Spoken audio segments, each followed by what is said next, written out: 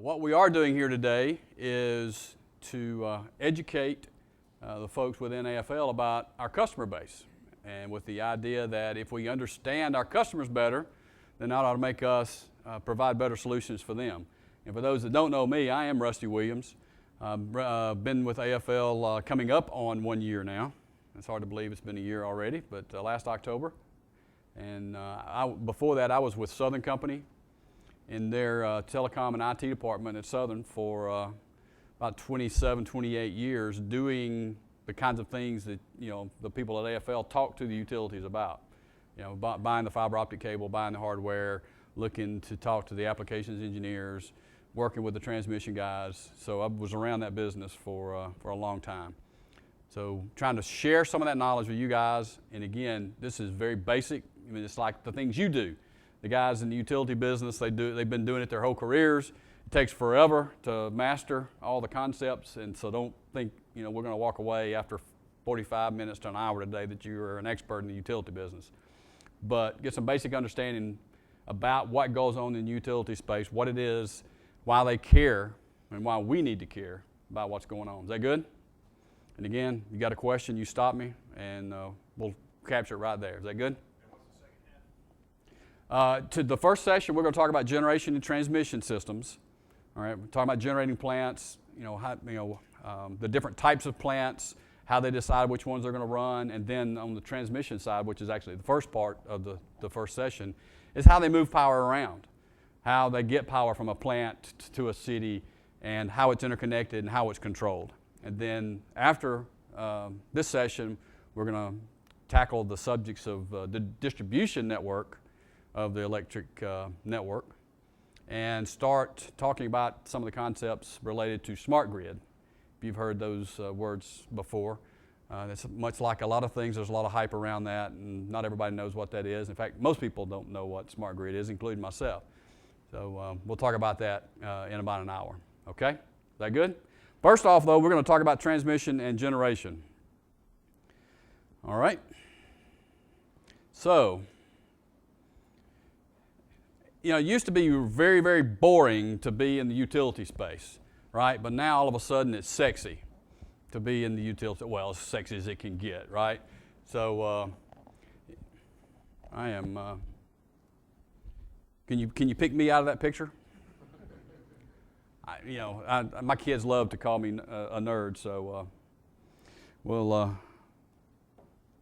kind of get past that. But there's things, honestly, that in the utility space people didn't care about for 50 years. And now all of a sudden you hear things about what's going on in the electric system. Let me ask you this question. See if you've paid attention to the news the last 2 weeks. Do we know of an event that happened, say a week ago, 10 days ago, that caused a blackout somewhere in the U.S.? It's somewhere around San Diego. And what you're going to see here in the next few minutes is how something like that could happen. Okay? How things are interconnected, and how could some guy in Mexico cause the lights go out in Arizona? Or how can a human error cause this? It happened in the Northeast in 2003. It's happened several times, right? So it is valid and it is in the news today, but that's not the way it's always been, right? God didn't create electricity until about 120 years ago.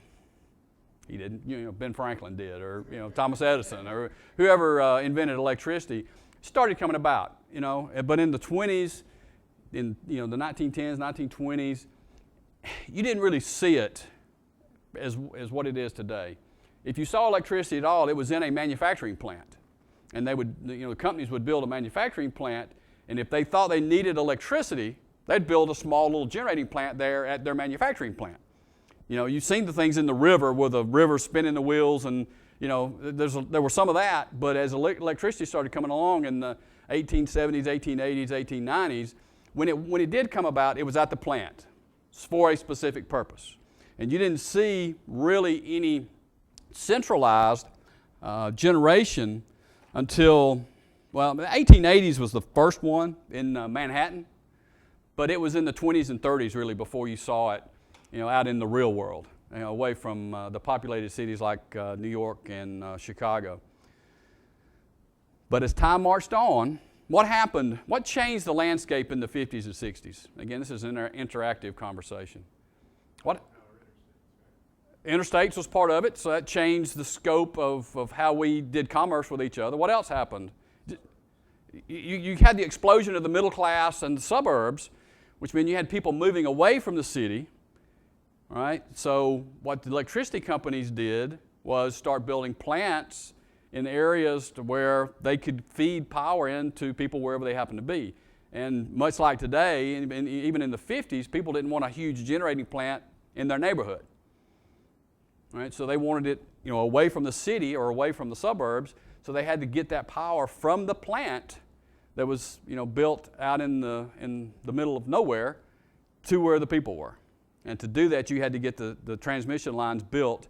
And then as life continued, as that post-World War II explosion continued in the 60s, there was more and more electrical appliances, more and more load, more and more demand for TVs and all the appliances in the homes and all the things we do. So the utilities had to continue to build plants and then continue to build transmission lines to get that power around. And I don't know if you've ever seen this book before. You may not have. But Nick Carr is drawing a comparison. And it gives a very good history of how the electric industry developed. The first half of this book is really about how the industry itself developed from Thomas Edison on. And then the second half of the book is he's comparing the evolution of the build-out of the internet to the build-out of the electric systems. And it's a very interesting book, but for pure historical purposes, the first part of the book is very good in learning the history of the electric industry if you get bored and want to look at that sometime. But I encourage you to get that. It's a great book. All right, so let's talk about the transmission system. All right, so we'll define it in just a minute, but just think about it as the network, the interstate highway system for the electric network. It's the grid, it's the interconnected facilities that's going to get the electricity moved around the country. All right, so for right now, just think about it from that viewpoint. It's 164,000 miles of a highly connected network that moves around, and this number may not, it doesn't mean anything to me, 750,000 megawatts of generation capacity. All that means is there's a lot of generation that's got to be carried to a lot of places, and this high voltage, high capacity network, the interstate, that's a great analogy for it, system for the electric industry covers the entire nation. All right, and we'll get into some details of that as we move along. All right, so let's talk about just some very basics. Okay? Let me get my little pointer I left laying right here. So again, if you break the electric network down into, say, four components, four major components. First is the actual generation. You got to create the energy. Now, for the real nerds in the room, we know energy is not created, it just changes forms, okay? A couple of you are shaking your heads. All right, but when you think about it from just a simplistic term, the generation or the creation of electricity is there at the generation plant. Then you've got to move it. You've got to get it from that plant across that interstate highway, if you will, to continue that analogy, to where the people actually are that need the electricity. Then it's going to convert it to some lower voltage, the distribution network, which we'll talk about after lunch. And then the homes themselves, the users, the consumers of the electricity. So think about those four components of the network, okay? And it's all interconnected. Again, this is very simplistic, but that's the building block of this highly integrated network, okay? Does that make sense? Is that okay? All right, so let's just get a better idea. Let's kind of get that ingrained in our heads. Maybe some pictures help. Pictures always help when we see what's going on. All right, I mentioned that generation is actually where you create electricity. All right, there's lots of forms of generation, lots of different fuels. And today we're talking about sources that we refer to as renewable. Now, what does that mean? What does renewable generation mean? Do we know? It is a way to generate electricity that doesn't require some consumable fuel. All right, so wind generation. You've seen the big turbines out, or at least pictures of them. Solar panels is another example of that. There are others, but those are the two major ones. But today, less than 5% of the generation in the U.S. is actually from renewable sources. So where do we get our electricity? We'll see some of the graphs in a minute, but let's talk about that for just a second. Do you know, got any idea where our generation comes from, or what kind of fuel we use in the Southeast? We'll just say the Southeast U.S. for companies like Duke or South Carolina Electric and Gas or Santee Cooper or any of the guys that are around here. Coal is the number one fuel source for generation in the U.S. and particularly in the Southeast. About half. We'll see the numbers in a minute, but about half of it. Nuclear. There's several nuclear plants across the east and particularly in the Southeast. That's roughly about 20%. Natural gas is a chunk of it as well. So then you start going down from there. You got the hydro facilities, the dams, and you got other things down from there. But coal and nuclear and hydro, gas are the sources. Okay. And these are just some pictures to kind of help ingrain it in our mind when we talk about generation. Now again, transmission, we sort of beat on it a little bit so far, but we move that power long distances. Right? So it's high voltage. So we really get nerdy for the engineers and the electrical engineers in the room, if there's anybody. It's high voltage on those, but it's low current. All right? So you don't lose that power as it goes from one point to another. Right? So as the current flows through the wires, that's where you lose the electricity. So higher voltages and lower current allows you to do that for long distances. All right?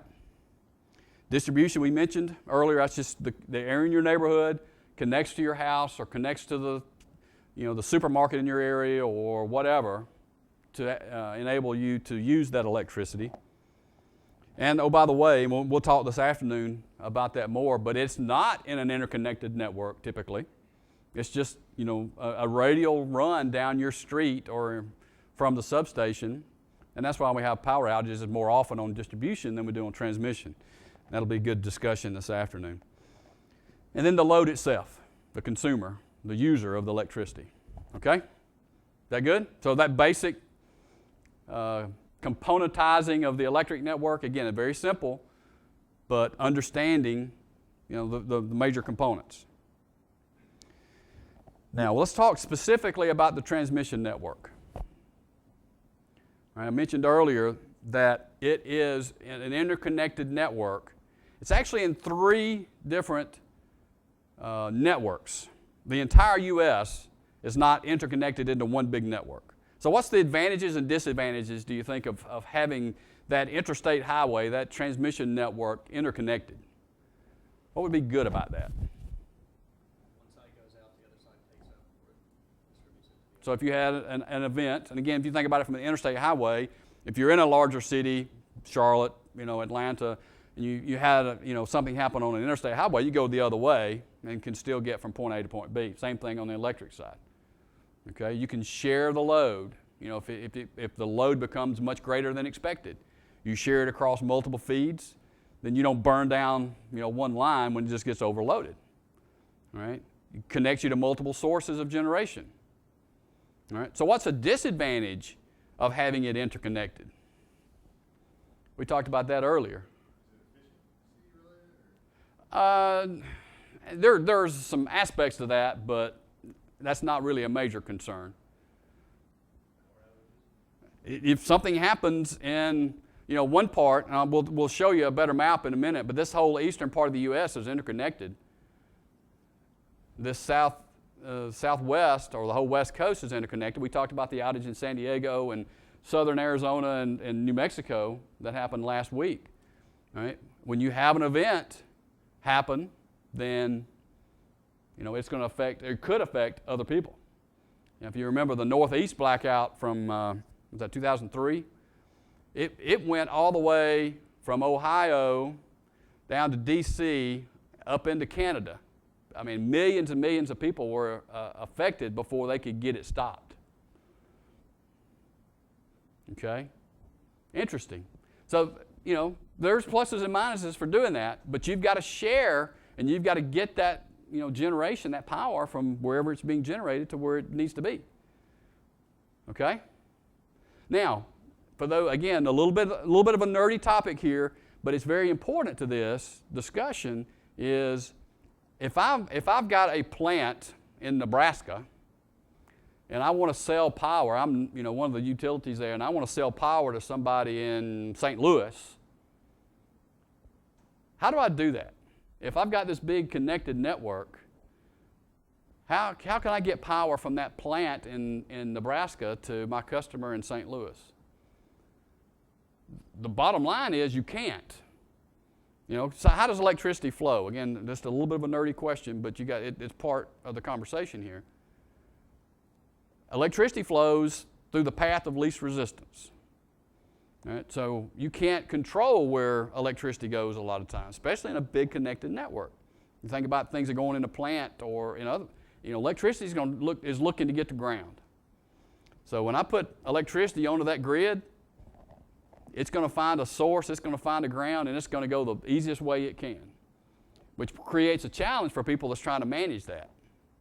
Well, I've got a better view of it in just a minute, but I'm going to plant that thought, is I can't sell an electron that I generate in Nebraska. That one electron doesn't show up to my customer like if I was selling TVs or even if I was selling water. I can take care of which way water flows, but I can't for electricity. So that creates a challenge for how we manage that. And oh, by the way, can I store it? Can I store electricity like water? Can I have a big water tank, like on the water system? Is there something equivalent to that on the electric side? The short answer is no. There's a lot of caveats to that, but the short answer is no. So what happens if I generate a lot more power than people use? It's gone. And what happens if I don't generate enough? That's when the lights go out. So it's a huge analytical challenge for the utilities to understand what the load is going to be tomorrow, what the load is going to be a week from now. And so what kind of variables are included in that, do you think, when the companies are trying to decide how much power is going to be used on their network? Weather, right? Time of year. So is it going to be 100 degrees like it has been in Texas for the last 90 days? Is it going to rain? Is it, all that? All right, what else? Historical usage patterns. I think somebody said history earlier. They've got all the analytical information. Well, they know generally on September the 14th, there is an expected load pattern in Greenville, South Carolina for electricity. I mean, it gets to that level of analytics. And it's a huge just puzzle, just to try to put all that together. And guess what? You might be 99% accurate 99% of the time, but there's going to be a day when something happens. It's going to be harder than we expected, or some customer's going to do something goofy that you didn't expect, or somebody's going to run into a pole and the pole's going to fall and we've got to reroute electricity, or a generating plant's going to go offline unexpected, and then you've got to react to it. Okay? So let's talk about a little bit about control. This is a little bit of dry information, but it's important again to the customer. All right, the Federal Energy Regulatory Commission, or FERC, is the government body, the federal governmental body that oversees all the power companies. They set policy, and they have the responsibility from a governmental perspective to manage the utilities. All right, you may ask about Department of Energy. They work with the electric companies, but they don't have responsibility for them. All right. Now, if you've heard the acronym NERC, or the North American Electric Reliability Corporation, that's actually a group of utility representatives that work together to develop standards, best practices, and sort of police themselves to make sure that the utilities provide the best product that they can at the lowest price. All right? And then a couple of other terms you may have heard: transmission organizations, regional transmission organizations, and independent system operators. Back in the early 90s, mid-90s, there was a big push across the country to deregulate the electric industry. You know, it's a monopoly in most cases. It's a vertically integrated company for the most, and what that means is, you know, the companies like Duke own the generation, and they own the transmission, and they own the distribution, and they manage the customers. So we refer to that as a vertically integrated utility. It's a monopoly, right? So what's good and bad about a monopoly, right? You're concerned about pricing, right? But your state public, utility commissions, that's their job in life, is to make sure that the phone company and cable companies and electric companies do things that's in the best interest of the people in that state. But there was a push in the 90s to deregulate that. They did it for the natural gas industry in a lot of areas. So that the idea was that if I was able to separate that generation business from the transmission business, from the distribution business, from the customers, then I've got a competitive environment instead of a monopoly, have a competitive environment, and theoretically the price would go down. Right? And there were some states that actually did that. And in that push, transmission was one of the areas that they really thought was a bottleneck, or it was a constraint, that if I, Southern Company, owned the transmission, I owned the interstate highway, I could keep somebody else from using it, from getting power from Nebraska to Orlando, charging higher than needed rates or just not allowing you access to it at all. So in that conversation in the 90s, these organizations called RTOs and ISOs popped up where they gave the operations responsibility for the transmission networks to some independent third party. Again, thinking that that would be better for the market. Now, as the industry fell apart, as the internet bubble bust, as the natural gas deregulation kind of fell apart, so did the push to deregulate the electric industry. But there are some RTOs and ISOs, and I'll show you the map of some of those that are in just a few slides. There's some of that still exists today. In this area, or just north of here, there's one from, say, North Carolina north. There is an ISO that manages the transmission network. Okay? Between FERC and NERC, I've been at customers where they said we needed to upgrade this transmission line to get up to either FERC or NERC standards. I can't remember. Yeah. Because we would have to reduce the amount of false strips or something on the line. I guess which one of those two wields the most power, so to speak, over utilities and how they run their infrastructure? Yeah, so that's a good question. So who has the most power over the utilities? And we're talking specifically here about transmission-related issues, right? FERC, I would say, really does it from a strategic perspective, a very high level. All right, so utilities have to create these long-term plans of where they want to build transmission lines or where they want to buy or build generating plants. So FERC has oversight at that level. When you get down to the low levels, where do I want to put the transmission line? Exactly where do I want to put the generating plant? How much it's going to cost to build the transmission line? Then that kind of flows down to the state public utility commissions that manages that on a day in and day out basis. And again, NERC is made up of utility representatives, so that's really more of a standards, best practices kind of an organization. So they don't really play in that approval process. So it's kind of FERC at the high level and then the state PUCs at the low level. Does that make sense? And Duke Power, they example of an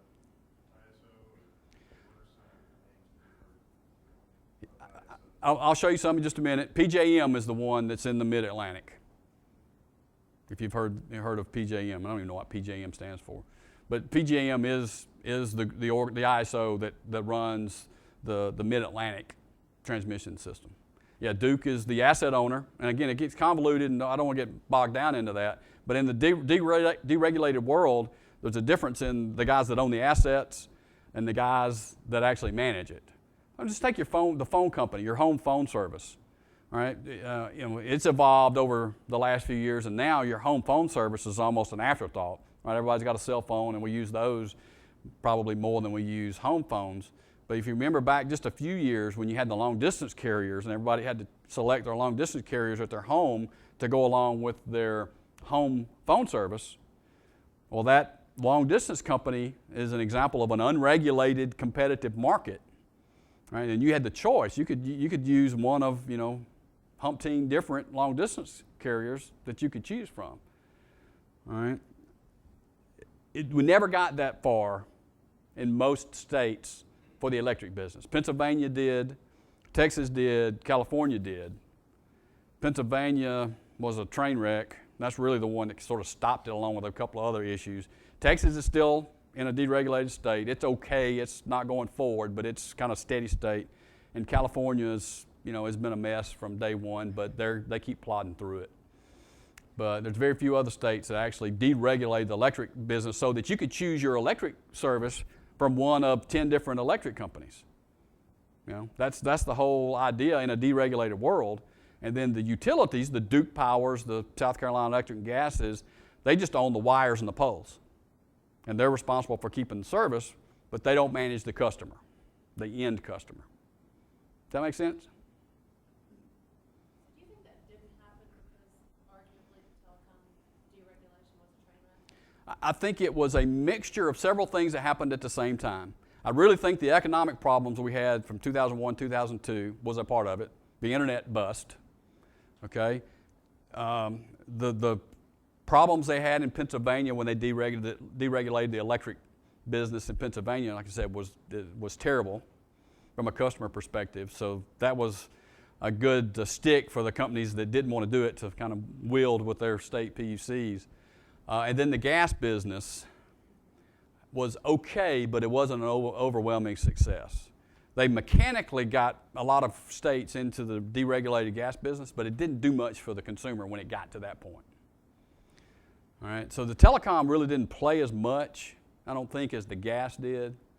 And then the fumbled first attempts on the electric side. And again, in the Southeast, there was never a big push in the Southeast because we've got, the lowest rates in the country generally in the Southeast. You've got the best relationships between the utilities and the state PUCs, highest customer satisfaction between the utilities and the customers than anywhere in the country. So there wasn't a groundswell from the customers that they wanted to do something different. Now, if you're in the Northeast, that's different. The price was 3 times what it was in the Southeast. Or if you're in California where the utilities were doing a horrible job at customer service or reliability of the networks, that's where the unrest came from. Wasn't also Enron kind of an example of how Yeah, and that was another variable into your question earlier, that there was a new business that sprang up, this energy trading business, that happened about the same time. Right? Then the idea was I can trade energy just like I can trade any other commodity. Oil, pig bellies, whatever, corn, I can trade that. Well, if you've gone back and if you've studied or read about the things that went on with Enron, that happened at the same time, and that was another opportunity to slow down the deregulation push. Right? Nobody knew what was going on. So if you're going to deregulate, this is the way it's always going to be. Is it going to be this kind of a mess? Again, that's just, by itself, that wasn't the cause of the problem, but that was just another log in the pile, so to speak, that slowed it down. And if you haven't studied that, if you're interested in learning more about the utility business, if you can find a case study or a white paper or something that kind of goes over the whole Enron issue, what happened, why, and what the effects were from that, that's an interesting read as well. Okay? All right, so let's move on, see if we can hit most of these slides.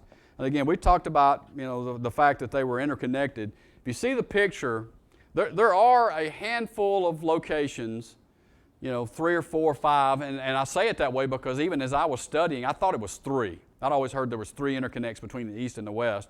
And as I was doing the research for this initially, I couldn't find an authoritative answer to that question. I saw anywhere from 3 to 6 in the information that I dug up. You wouldn't think that would be the case, but the idea here is there are very few ties between this Eastern Interconnect, the Western Interconnect, and Texas. So there's 3 of them. There's 3 separate, we'll refer to them as interconnections, but this is this grid of transmission networks that are tied together, all right? So you got the Eastern U.S. everything east of the Rockies, except for Texas. Texas is separate. Texas always had to be its own state, its own, the great state of Texas. And then everything west of the Rockies is interconnected. These ties, I don't really know why they do them, because it doesn't do a lot of good. And to maintain the balance of frequency and all of that, they actually are DC power interconnections. They're not AC powered. They take them from AC to DC back to AC just to kind of keep the issues of frequencies rippling through the network from one side of the country to the other out of play. So while you could flow a little bit of energy through those ties, you can't flow much through them. All right? So the idea here is you have a network that's split into 3 pieces, and they operate independently. So the good thing about that is if you're anywhere in the eastern U.S. and you have an outage at a plant or you have an outage with a transmission line, you can share resources, as we talked about earlier, and flow other ways and get your power. But if you're in Texas and you've got a problem in Texas that you can't take care of in Texas, then they're out of luck. They can't get power from a plant in Ohio, or they can't get service, around another way to help with an outage they happen to have within their area. Again, good or bad, that's the way it is. All right, so I'm going to kind of, if you've got this huge network, to manage it is a big deal. All right, so what has happened over time is that these systems are sort of broken down into pieces and sub-pieces and sub-sub-pieces so that it's easier to manage on a day-in and day-out basis. Okay? So just take this, on the eastern interconnect, it's split into 6 regions. Again, so that the companies within that region, within the Southeastern Reliability Council is what CERC stands for. So the companies within CERC can work to manage their part of the network. All right, so you've got where Duke is, and Dominion, and TVA, and Southern Company. So they work together so that they can take care of their part. And if the idea is if I take care of my part and everybody else takes care of their part, then the whole is good. All right, so you're just dividing. It's like taking an army, right, and dividing it up into battalions and divisions and companies. Kind of the same concept. Okay. So if you keep going, then, and we'll just concentrate on CERC just because that's the part of the world we're in. Even that southeast region now is split up into subregions, which is somewhat across some company lines. You got Entergy area here, and Entergy is responsible for managing the transmission grid in their service area. They've been given that responsibility. Southern Company is responsible for their area. But, oh, by the way, they're not the only company there. Just like Duke and the companies here, there are co-ops, there are city municipal electric systems. There may be smaller companies that are within that overall footprint. And so Entergy or Southern Company is responsible for working with those electric co-ops or those municipal systems to maintain the integrity of the transmission grid in their area. Again, there's a lot of procedures associated with that. And I'm not going to get into a real low level. Just the idea that we're segmenting this network for manageability. All right? And then even further, you get down into individual companies. And the individual companies have responsibility for their network, which feeds to the sub-region, which feeds to the region, which feeds to the overall, their interconnect. In this case, the Eastern Interconnect. Again, not to understand at a low level here, just to understand that the companies are responsible for their area and for feeding up information and so that the integrity of the full interconnect is held. Okay?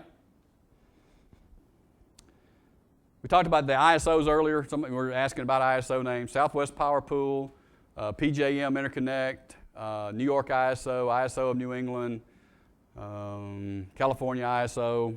So those are ones that are there. You see there's none in the Southeast. There was never a big push in the Southeast, as I was mentioning earlier. And most of the West, with the exception of California, never got to the point of developing the ISOs. They're there, they're working. Who knows, there may be a push someday to dissolve them or to finish one or the other. It's sort of just steady state for the last 10 years in regards to these transmission operators. Okay? And I hadn't said much about it, but Canada is part of the interconnect. It's the North American interconnect. And Mexico, as we were talking about earlier, with the problem we had in San Diego the other day. All right? So, again, very briefly about the grid itself. High voltage, interstate system, transports the power from the plants to where the load is, where the users are. It's managed through these different levels. All right, and I've got a few slides in the next section. We talk about generation that's going to feed into this, about this big balancing act of how much I generate. How do I manage that? What happens when I don't generate enough? We're going to talk about that, some of that in the generation piece of this. All right, but any burning question about the transmission system itself? Generally, if you've ever worked with voltage levels, generally 69 kV and above is considered transmission. Anything below that's generally referred to as distribution. So it's those high voltage lines, the lines that we work with them for hardware or OPGW cable or any of the things that we do working with the utilities.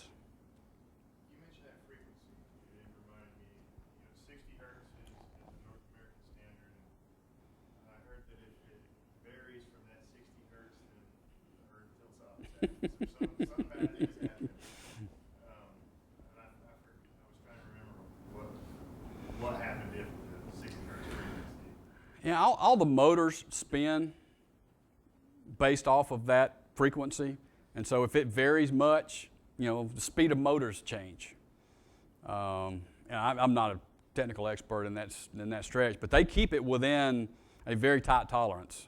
I mean, way less than one cycle variance. Correct. Europe is 50. Now, as long as they're separate, it doesn't really matter. As long as they're designed, it's like the little plugs, As long as it's all the same, it doesn't really matter. Or the voltages on the distribution side. If that's what you expect in the region that you're in, then everybody can be okay.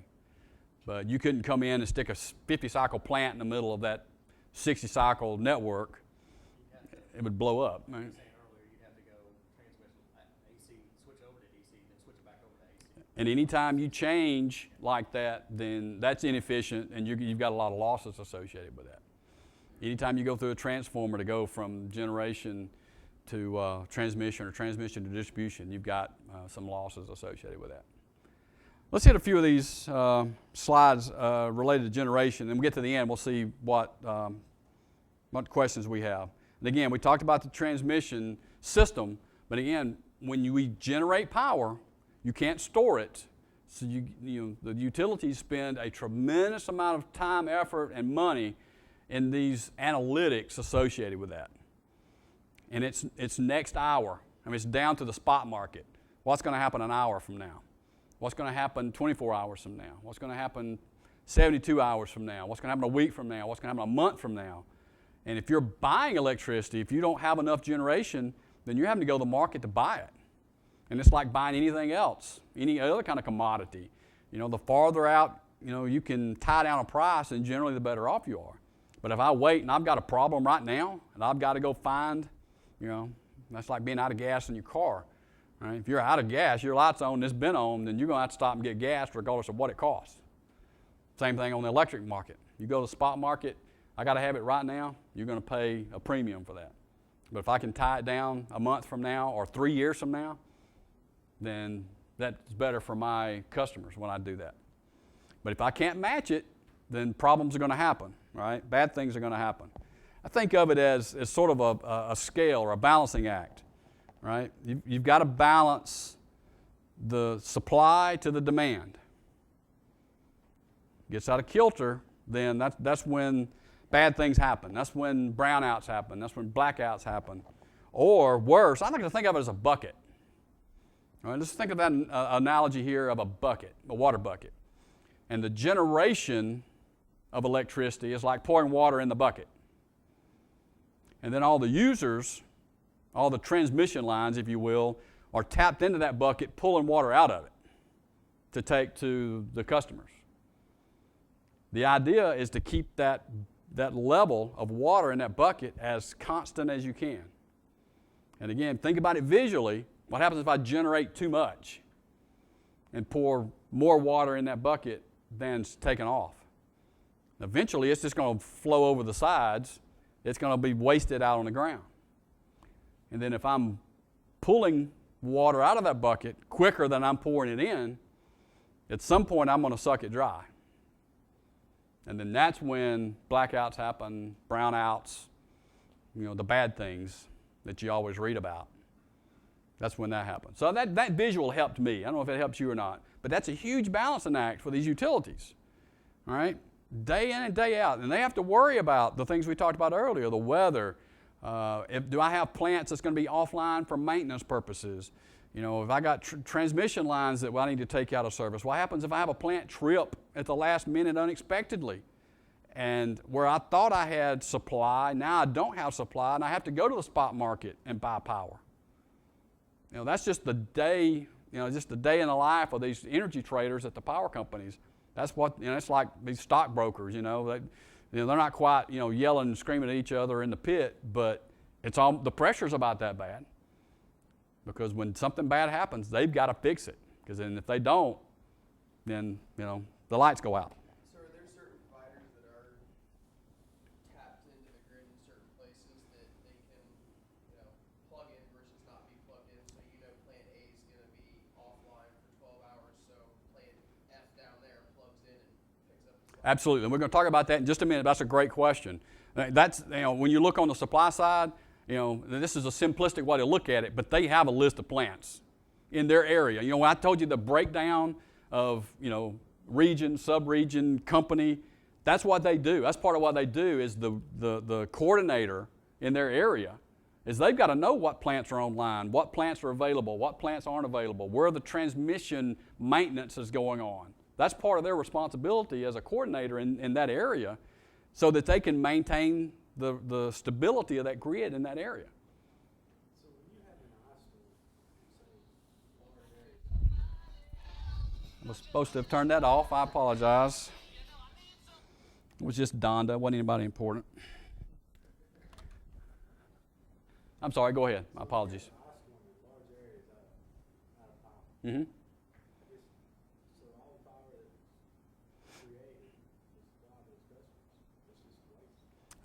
Some of it is. Yeah, and again, you got to work your way back. Most of the outages you have in say, an ice storm or a hurricane are on the distribution network, right? The wires that are in your neighborhood. But what they have to do at the plant level is they have to start taking some of those plants offline.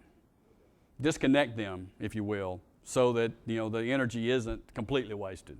And again, there's still a lot of issues associated with that. But we're going to talk about some of that in just a minute. Okay, so that's great questions. We talked about sources earlier, fuel sources for generation. So that's just a kind of a pie graph of what we talked about earlier. So we've got this big puzzle we've got to do every day, every hour from a utility perspective of managing the load to the generation or the supply. All right, so they look at a lot of things as we talked about. And that's what these guys, these dispatchers of these energy trading systems. So how do they decide, do you think? If I've got all these plants out here, and it's a normal day. It's not a bad day. It's not a hurricane day or an ice storm day or something bad.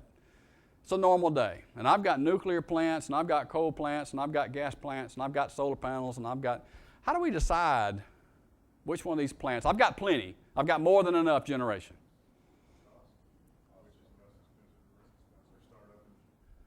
All right, well, let's keep talking about that. Let's flesh that out a little bit. What kind of cost am I worried about, do you think? fuel costs. Fuel costs are a big component.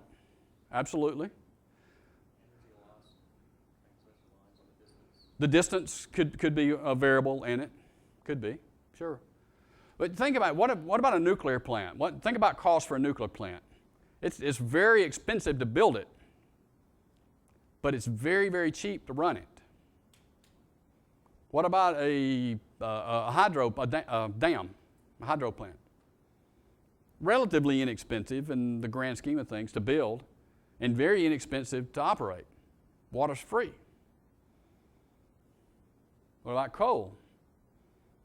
You know, fuel's pretty expensive. Plants are pretty expensive. So how do I decide, do you think?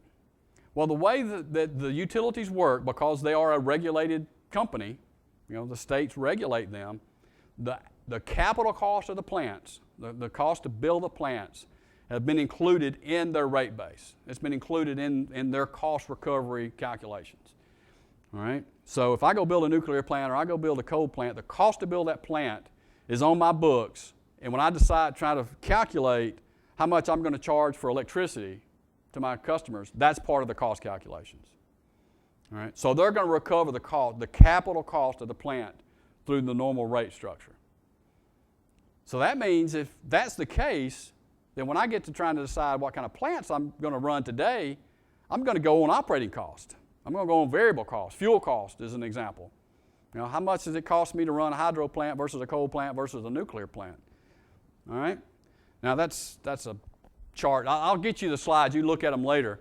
But if you look at variable costs for different sources of generation, that's really the order in which they will dispatch the generation. You know, the renewables, wind, solar, again, you have to, you know, it costs you to build that solar plant, but there's no fuel cost and virtually no operating cost.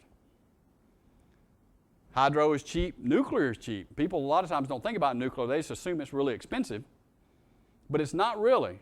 To run it, it is to build it, but not to run it on a daily basis. And then you kind of go down from there.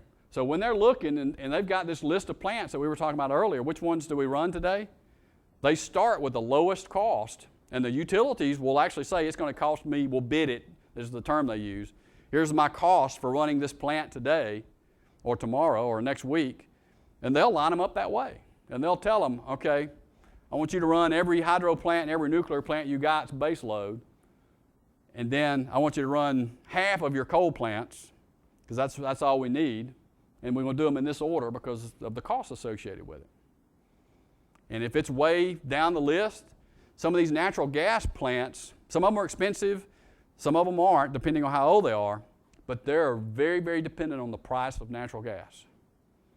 There were many natural gas plants built in the late 90s when the price of natural gas was $3 a therm, millions of therms.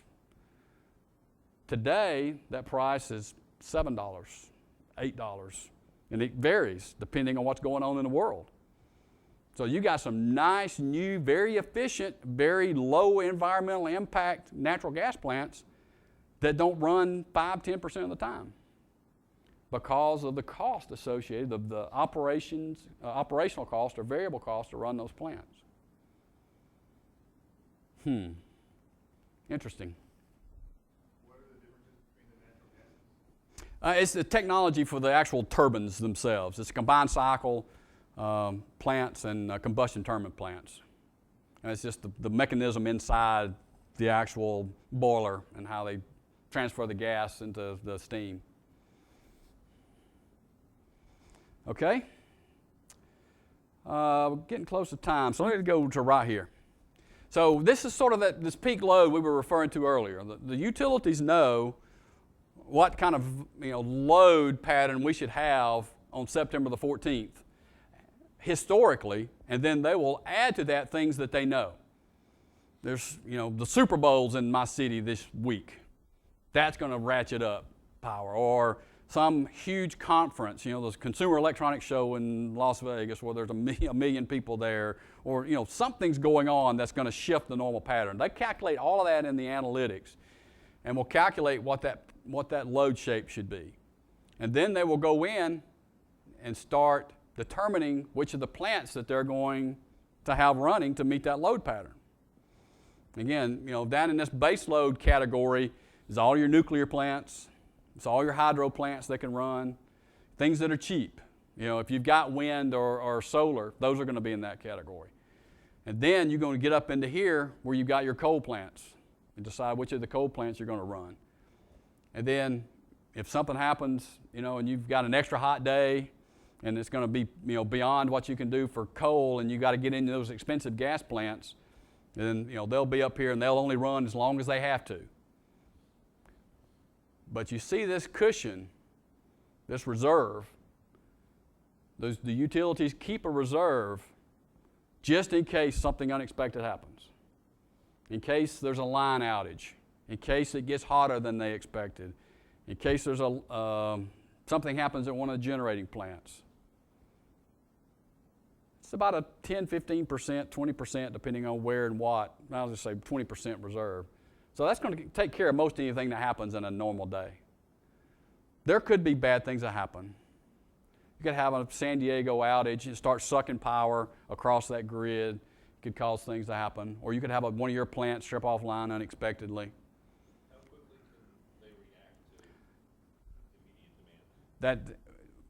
There are different categories of reserves.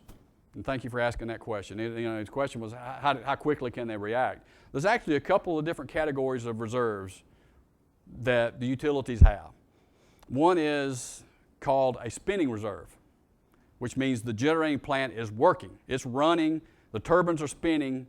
They're just not connected to the grid. They're disconnected from the grid.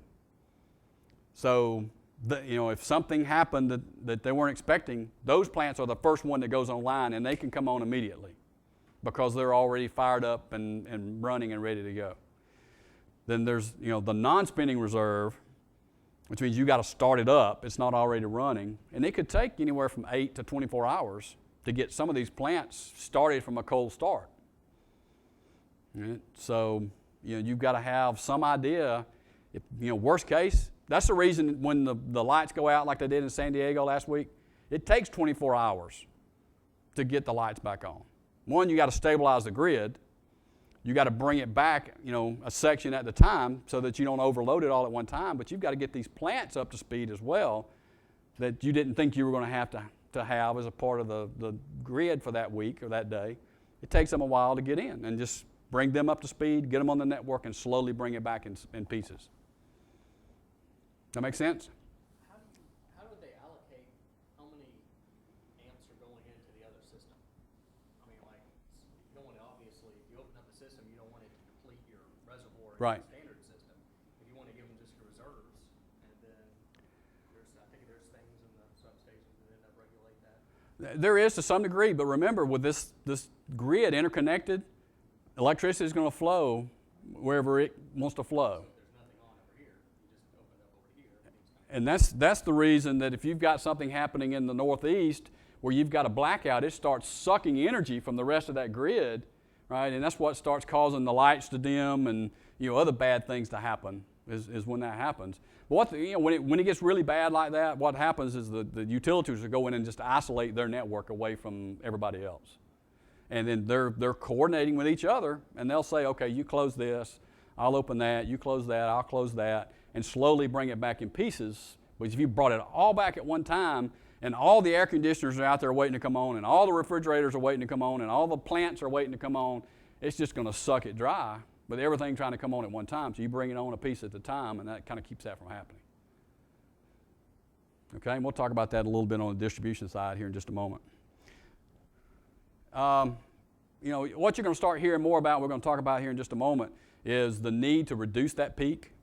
If we get to, if we've got this peak and you know what, we want to save some of that energy, or I don't have it today, I need to reduce that demand, then there are ways to do that, and we'll talk about that in just a minute. But the idea is if I can reduce the energy that's required, the electricity that's required, then I can actually alter that pattern, that load form. All right? And again, we'll talk about that from a smart grid perspective in just a minute. All right, so again, very quickly, very rudimentary, but yeah, to give you an idea of these plants are in god-awful places and swamps and in the middle of the woods where people don't have to look at them, but they've got to get that power back out, and it's a big challenge for those utilities to be able to manage all that between the transmission and the generation.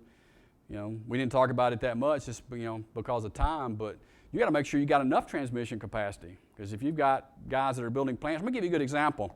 And then we'll quit for lunch. We're building wind farms in the country. Where are most of the wind farms being built? You got any idea? They're not built here because the wind doesn't blow. They're built in in the middle part of the country, just east of the Rockies. Some in the desert, but just there, okay? Pardon? They have tried that some. It hadn't been, the question was offshore wind farms. It's happened some, but it just hasn't really taken off. It just, the wind doesn't blow quite as much as it needs to. But, if you're building many wind farm plants in that part of the country, there's not near enough transmission there today to get all that power back to where it needs to go. So, they've got to build new transmission lines. It'd melt them. If you just had one line where you needed 4 and you just hooked it up and it'll work, it'd just melt, right? So there's a lot of transmission lines being built, and that's what we like from AFL perspective, and what a lot of the sales guys and a lot of you guys, we want to know where the transmission lines are being built. So we get in there and sell them ACA product. We get them in there and sell them OPGW cable and all the stuff that we want to do. And that's part of the reason, to kind of bring this full circle. That's the reason we want to know what's going on in the industry. Why do we care? We want to go in and talk to them about renewables. We want to talk to them about things going on with new nuclear. Well, all these things that impact our business ultimately, but we want to be there in a way that helps them solve their business needs. Okay? I will be around at lunch. We'll talk if you got a burning question, but we'll go ahead and break for lunch right now if that's okay. Thank you very much for being here. Thanks, guys.